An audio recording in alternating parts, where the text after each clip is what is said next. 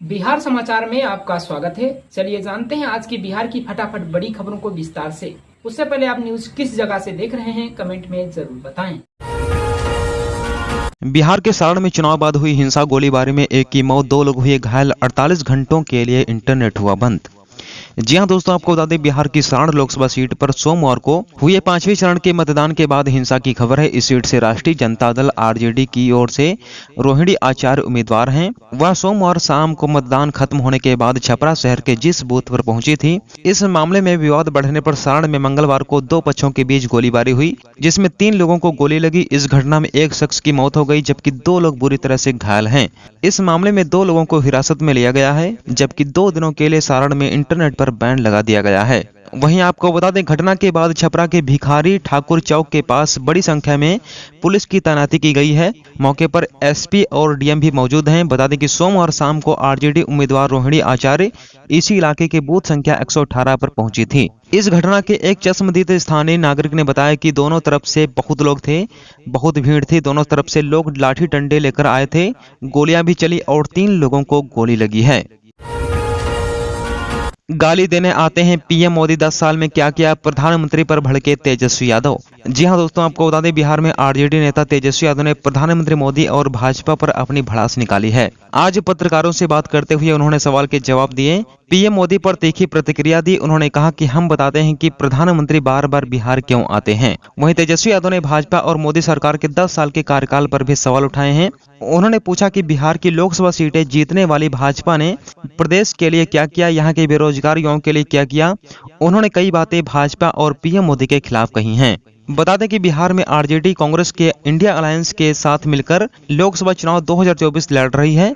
वहीं इस बार तेजस्वी यादव भाजपा के खिलाफ काफी मुखर हैं। वे लगातार भाजपा पर जुबानी तंज कस रहे हैं। वहीं आपको बता दें 5वें चरण के मतदान हो चुके हैं और बीते दिन प्रदेश की 5 प्रमुख लोकसभा सीटों पर वोटिंग हुई। सारण सीट से तेजस्वी यादव की बहन रोहिणी आचार्य चुनाव लड़ रही हैं, जहां आज सुबह 2 गुटों में चुनावी हिंसा हुई है।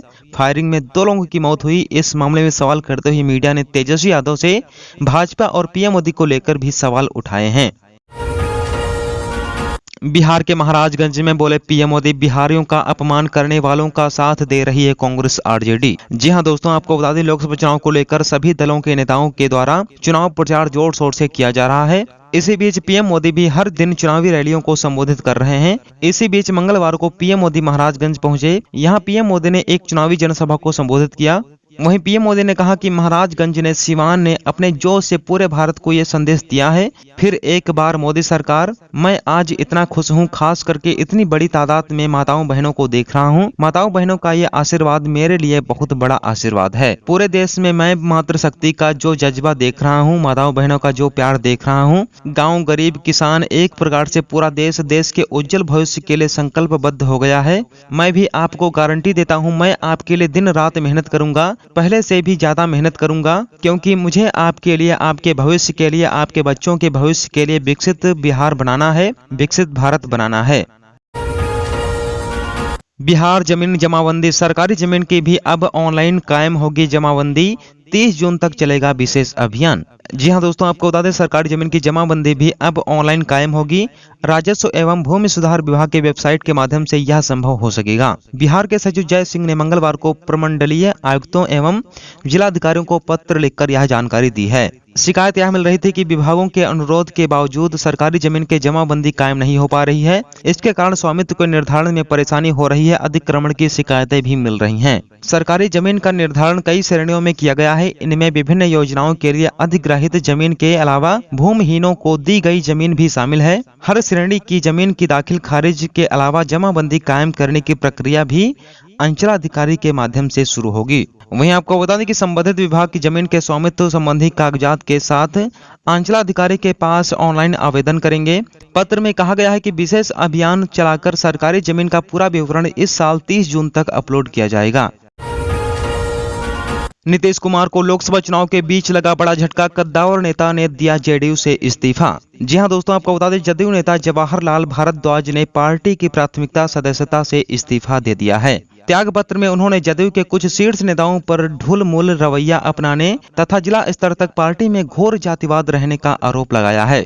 साथ ही उन्होंने कहा कि इसकी पार्टी की वजह से सवर्ण साथियों को उपेक्षित किया जा रहा है। यह भी आरोप लगाया है कि कार्यकर्ता जब भ्रष्टाचार के खिलाफ आवाज उठाते हैं तो अधिकारी उनको अपमानित करते हैं। जवाहरलाल ने कहा कि बेलगाम अफसरशाही से आम जनता त्रस्त है, लेकिन पार्टी का सहयोग नहीं मिलने के डर से कोई भी स्वाभिमानी कार्यकर्ता आवाज उठाने से डरने लगा है। उन्होंने कहा कि मुख्यमंत्री नीतीश कुमार ने पार्टी का एनडीए से गठबंधन किया तो जदयू के अधिकांश कार्यकर्ताओं ने जातिवाद कर वर्तमान लोकसभा चुनाव में गठबंधन धर्म का पालन नहीं किया।